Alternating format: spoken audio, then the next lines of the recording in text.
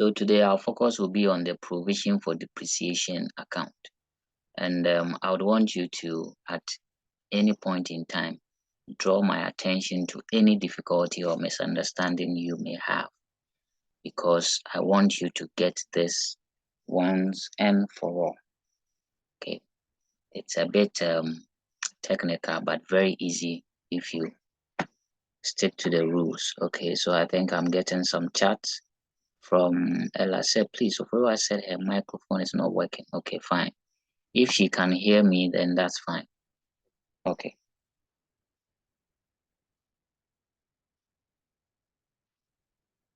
So provision for depreciation account.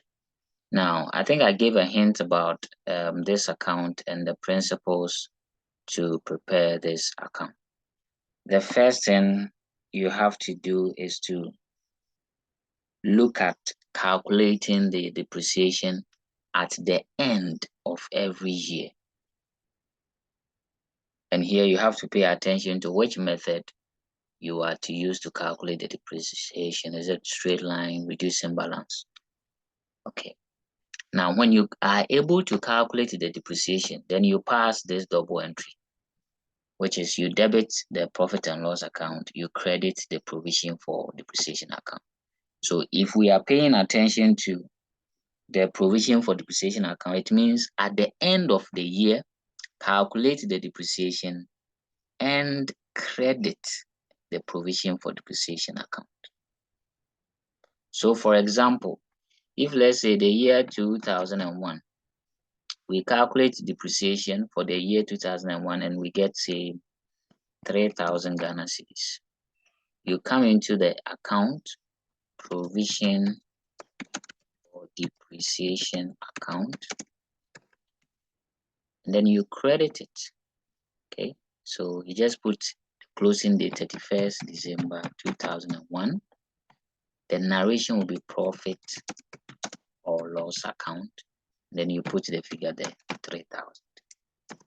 But interestingly, like we did for the asset account, you have to balance the year and move to the next year.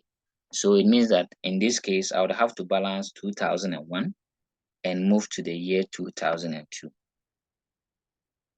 using your normal balance carry down, brought down. So here, I think we'll have the 3,000 here as the balance carry down with the closing date 31st December 2001. Okay.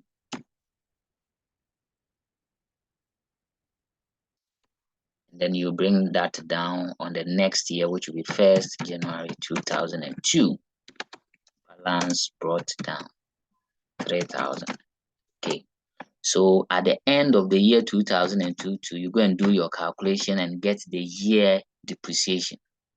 So again, let's assume that we calculate the depreciation for 2002, and then let's say we get 1,800. So that year depreciation, you come to the credit side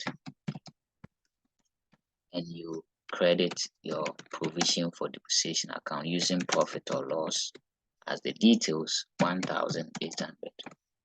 Okay.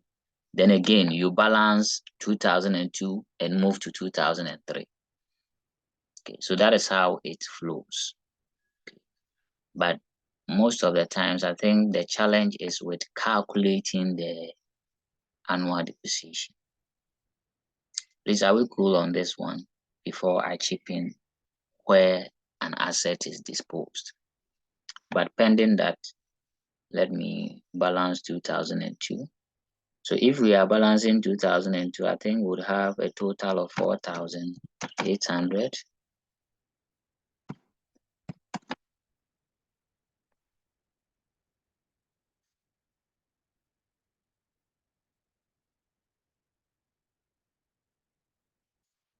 Okay. So total of 4,800, giving us a carry down of December 2002, balance carry down 4,800.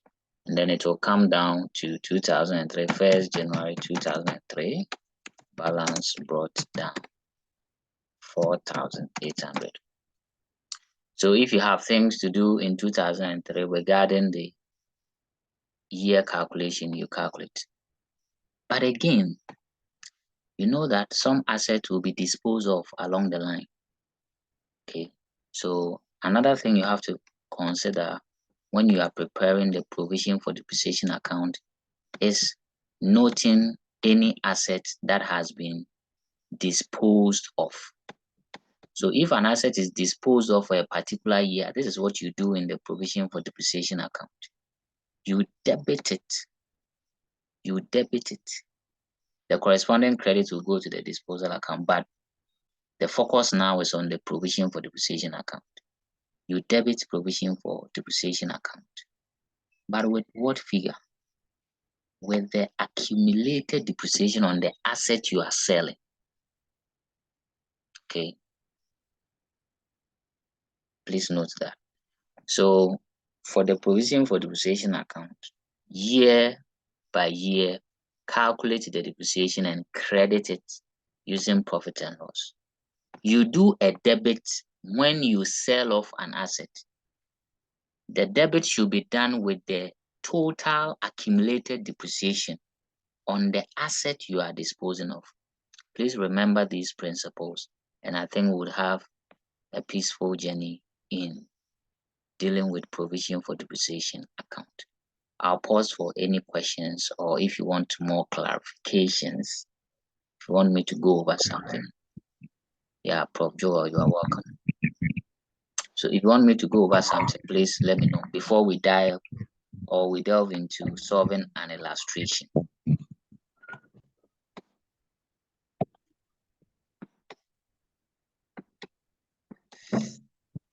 Okay. Okay, Amma, Prof. Amma, go ahead.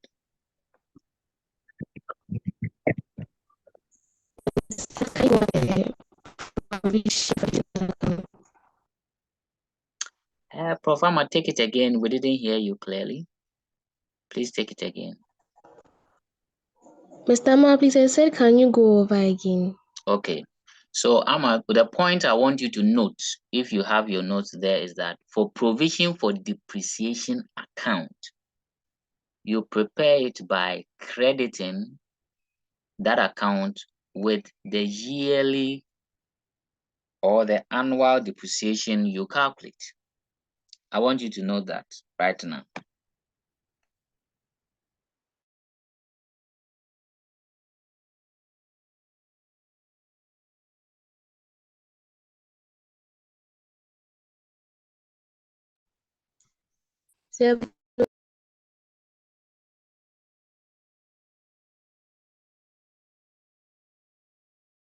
Yeah, Prof. Ella, I think Amma was making a point. Let's get Amma's point, and then I'll come to you. So, Amma, what were you saying? Have you noted that? Yes, please. Good. So always remember, sir, if you are preparing the provision for depreciation account, every year you calculate the depreciation, and the calculation is like the ones that we did in the previous illustrations, where they give you the cost, they give you the rate, and you multiply and get the depreciation. Okay. But if it's reducing balance, you know what to do. So these are the calculations you'll be doing to get the depreciation. But I want you to remember that when you get the depreciation, credit the provision for depreciation account, right? And the second thing I want you to notice, anytime you dispose an asset off, okay, you have to debit provision for depreciation account with the accumulated depreciation on the asset. So please, I want you to note these two. So credit with the yearly calculation or the annual depreciation calculated, I should say, and then debit anytime you sell an asset off with the accumulated depreciation. These are the two key information I would want you to remember. Okay, let me pick Prof. Ella. Prof. Ella. Okay, so I was wondering, provision for depreciation, is it revenue or something? Because I know you debit losses. I wanted like an easy way to remember the that you have to Okay. credit provision for Okay. depreciation. That is great.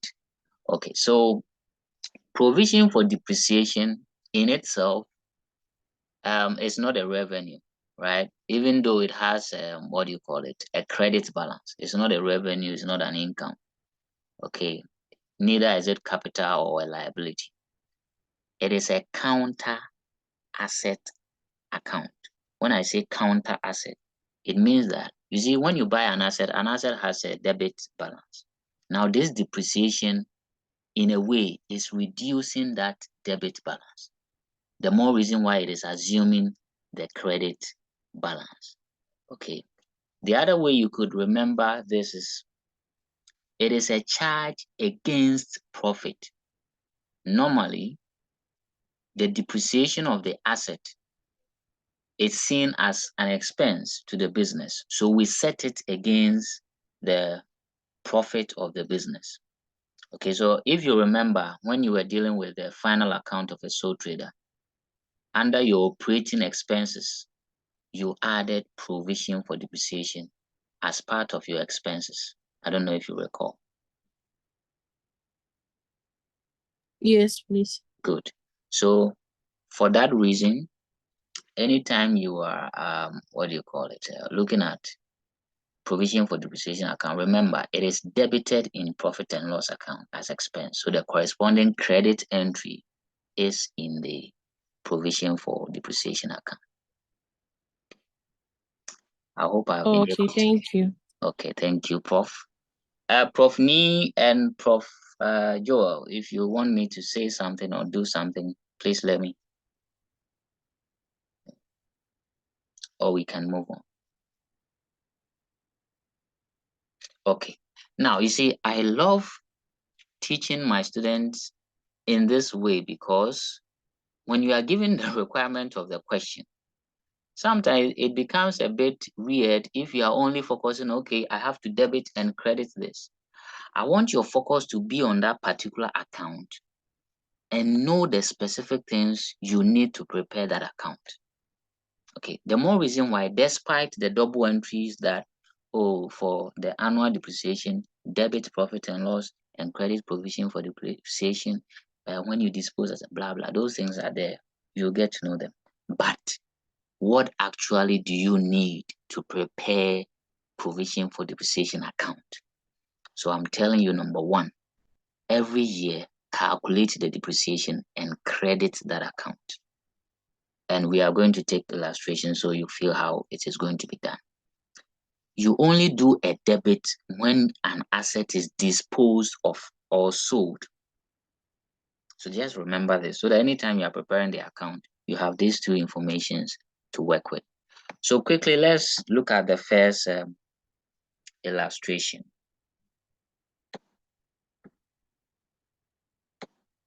So we're given that Alex bought a motor vehicle for January 2017.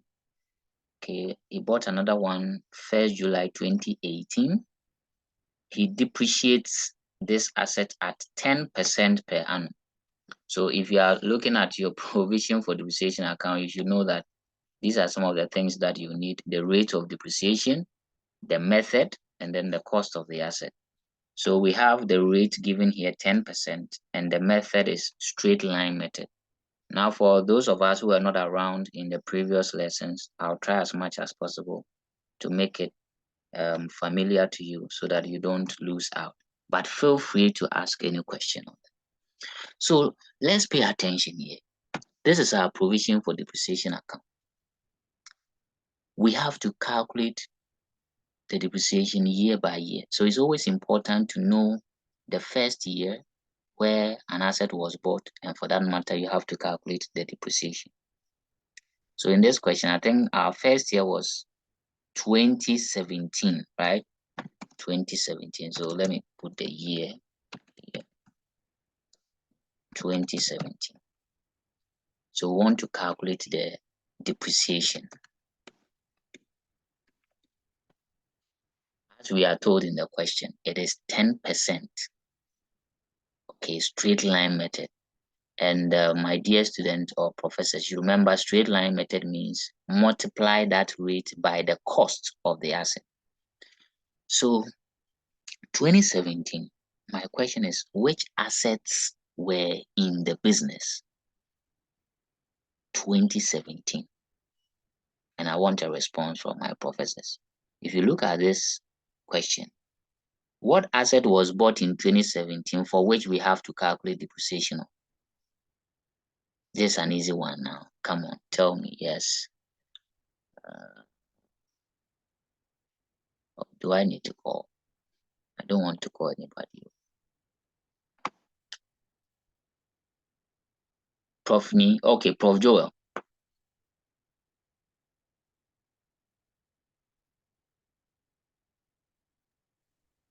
Sir, please, a motor vehicle. Okay, with a cost of how much? 50,000 US dollars. Thank you very much. So it means that in 2017, the asset that we had was the one bought with a cost of $50,000. So we multiply it by the 10%. Now, it is always important to check the date on which the asset was bought. It is important to check the date on which the asset was bought because sometimes some assets may be bought in June, July, September. Okay. If that happens, it means that asset did not stay in the business for 12 months. Remember, I told you that the depreciation calculation is for a year, 12 months. So sometimes you have to watch out for these assets that came in and did not last for the 12 months, specifically to that particular period. Now, in this case, this asset was bought on 1st January. So it means it was there January, February, March through to December. So it spent the 12 months. Okay. So let's see how much we'll get from the calculation. So 50,000 times 10%, I think that is going to give us 5,000 US dollars. Okay. So we have been able to determine for 2017 the depreciation. So what do? We go into our provision for depreciation account and we credit that amount to the depreciation account. So 31st December 2017, the narration should always be profit or loss account, or sometimes profit and loss account. We put the figure there, 5,000 USD. Is this one cool with us? I want to believe so. So we balance it and go to the next year, 2018. So let's do the balancing. So carry down will be 5,000 here. 31st December 2017. Balance carry down. So it will go to the next year, 1st January 2018. Balance brought down 5,000. Very simple. So we are now in the second year, which is 2018. So 2018, again, we have to calculate all the depreciations on the assets in 2018. So let me ask a very simple but demanding question. Dear ladies and gentlemen, in the year 2018, what assets were there? In the year 2018, what assets were there? And give me the cost of these assets as well. Yes, who is going to do this? Auntie Ifia, I still haven't heard from you. Can you do this for me? Auntie Ifia.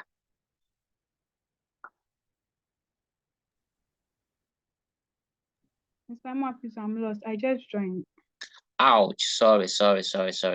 No problem. I'm recording the lesson though, but it's disturbing that you are lost.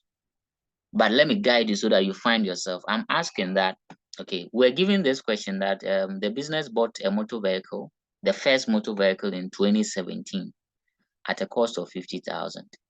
Another one was bought on 1st July 2018, okay, for 28,000. And he depreciated asset at 10%. And on 30th September 2019, he decided to dispose an asset. Okay. So I'm asking that for the year 2018, given the information, what assets did the business have? I don't know if I've been able to help you find yourself, though, but don't stress yourself if you can't figure it out. Let me see Prof. Amma or Prof. Ella or Prof. Ni.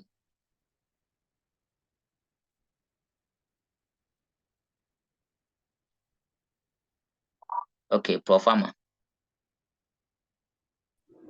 Okay, so I think the business will have 2 motor vehicles. Okay, and that will be which one and which one? You can give me the cost if. The one with $50,000 and the one with $28,000. Perfect. Perfect. Thank you very much, Prof. Amma. So it is simple in the sense that, look at it all. We bought this asset in 2017, right? In 2018, no information has been given that that asset has been sold off. So it means that asset will still be in the business. Okay. So the 50,000 motor vehicle will still be in the business for the year 2018. If anything at all, the question says that it was sold in 2019, right? So it means that it is still going to be there for 2018. So we have to calculate depreciation on that. So we calculate a 10%. Then you would also realize that in 2018, another asset was there, and that asset had a cost of 28,000, right? So it is also going to take the 10% since the policy is 10%. However, look at the timing the second asset was bought. It was bought on 1st July 2018.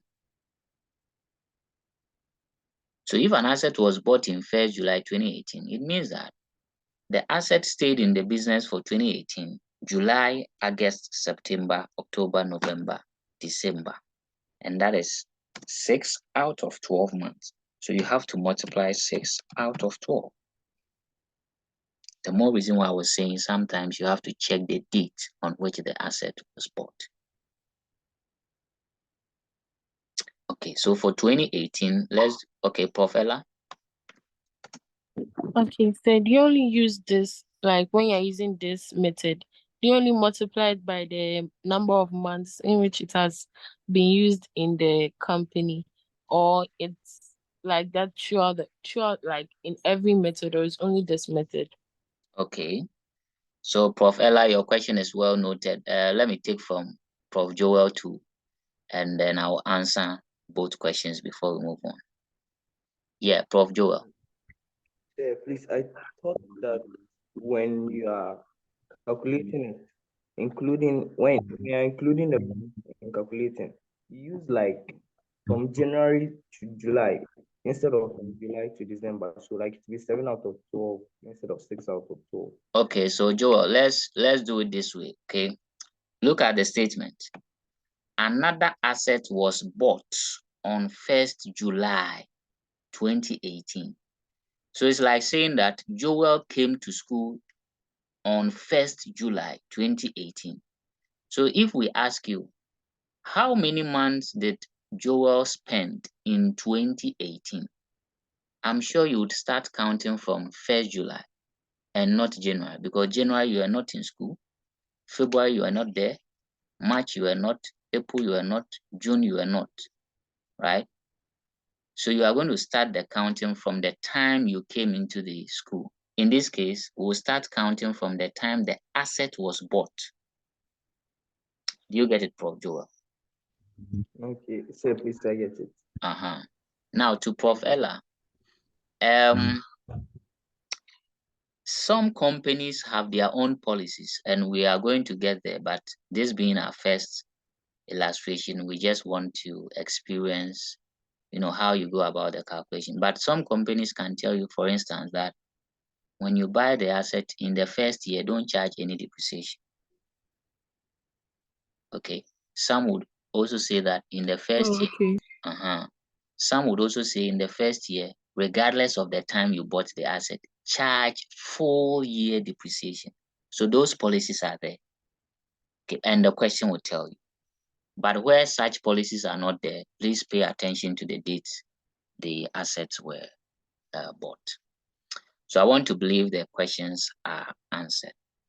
Thank you. I love it when you ask more questions, okay, to clear your doubt. So Prof. Joe, I want to believe you're okay with the fact that we are multiplying by 6 out of 12. Yes, please. Good. So let's do the calculation. I think we would have 5,000 for the first asset and the second asset. Please, those with the calculator, assist me so that we get the two figures and move on. 2,000. Okay, this one is going to be is it 1,400?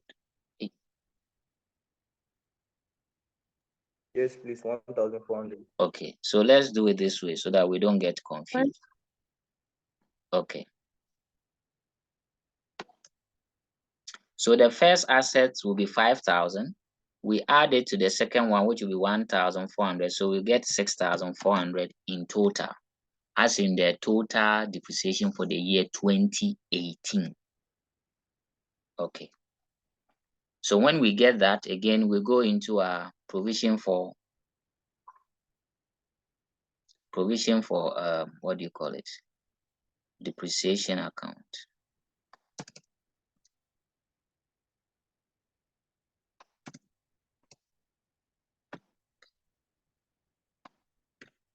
So 6,400. Okay, so we can move on.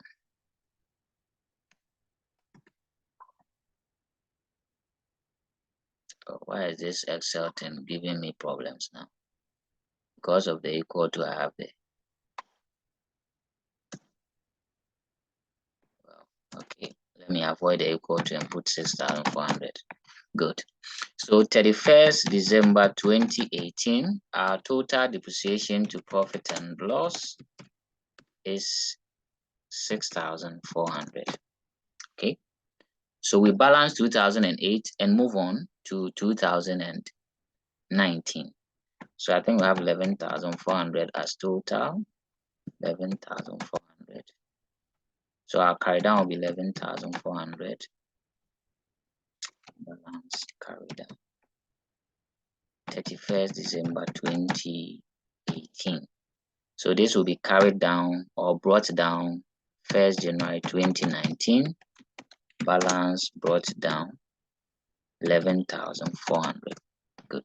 So we are now in the third year. We are now in the third year. So in the third year, which is 2019, again, we have to calculate the depreciation. And so you check the assets that were available in this particular year. So Ahmad did it perfectly in 2018. Who is going to do it in 2019? Tell us the assets which were there, and then we can work out our depreciation. Prof. Joel, do you want to give it a try? Prof. Ni, I would be happy to hear from you.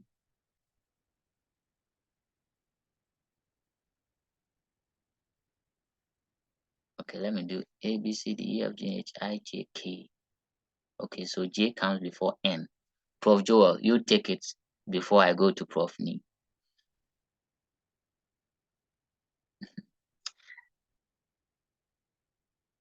Okay, sir. Okay, so the motor vehicle bought in 2018 will still be there, but the motor vehicle bought in 2017, it won't be there. Are you sure? Look at something well. Check some details well. Okay, so let's establish the first one. The 28,001 will still be in the business, right? And this time is going to spend full 2019, 12 months. So there's not going to be any times 6/12 because 2019, it was there full year.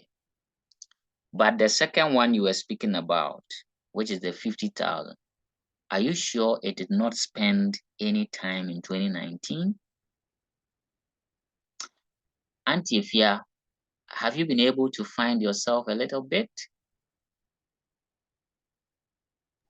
A little bit. Okay, so don't worry, it will come together. Okay, so let me, Prof. Ni, can you assist us with Prof. Joel has given us one. I want the second one. Yeah. The motor vehicle. Yeah. The 50,000 US Yeah. dollars one. Yeah. And it spent 8 months. Thank you very much. Thank you very much. It spent, is it 9 or 8? Let's check well. Oh, 9. Thank you very much. So this is the reason why we are saying now. Look at the time it was sold. It says on 30th September 2019, he decided to dispose it off. So it means that that asset was there from January, February, March, April, May, June, July, August, even September, because it was sold on 30th. So it spent September. Okay, so even though it was sold in 2019, it is going to still attract depreciation, but for only 9 months. So times 9 out of 12. Any confusion there? Yeah, I want to believe you're okay. Good. So let's do the calculations. Of course, I'll come back and just do a review of it. So, but that being said, I think our first session is ending. So let's rejoin. I was supposed to do the Google Meet, but I forgot. So let's, endure the breaks and come back. So let's join the second session and continue the illustration. Thank you very much.